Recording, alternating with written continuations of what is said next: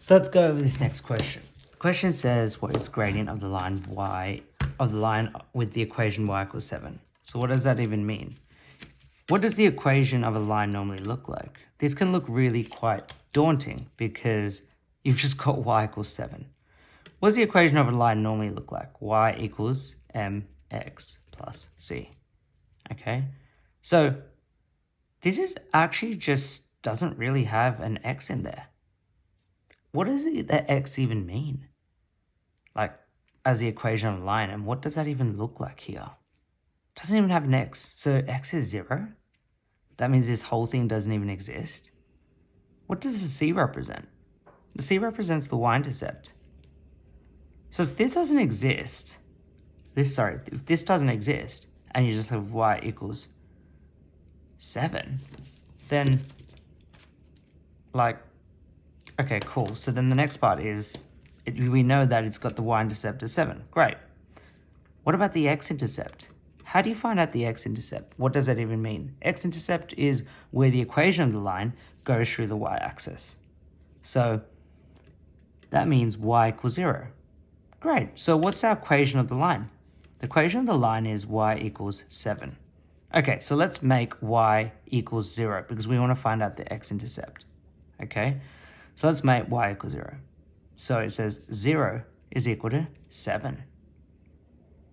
Okay, so that means this side doesn't equal to this side. Okay, so your gradient in this situation is just going to be 0.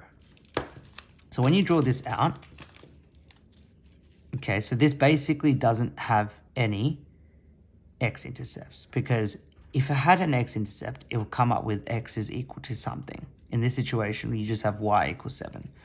So let's draw this out. So where does 7 exist? We've got to look at this graph. Oh, okay, cool. It's going up by 1 unit. Okay, so it's going up by 1 unit. So over here, you know that that's going to be there. So using a pencil, and if you don't use a pencil, you will be marked off with that. And just being careful with that. So just doing that, it's great.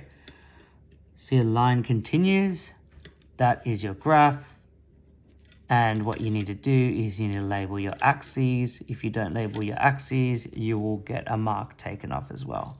So that is correct there. So let's put our actual y-intercept in there and label the equation y equals 7. So what's the gradient? The gradient is 0. The next question says, find the gradient of the line joining these 2 points. Okay, so the gradient, it's asking you to find the gradient. Cool.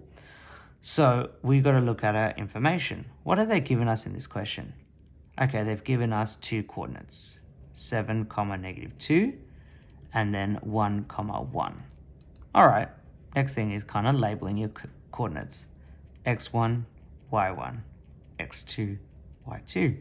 Again, some people might ask, does it really matter which one? No, you could have labeled this as x2, y2, x1, y1. Next thing is your formula.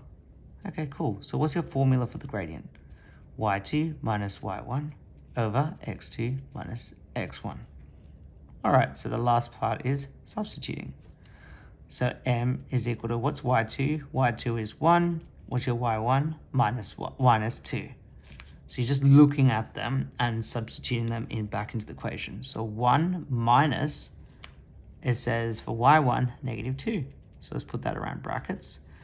x2 is 1, take away 7. So what are you left with? 1 take away -2.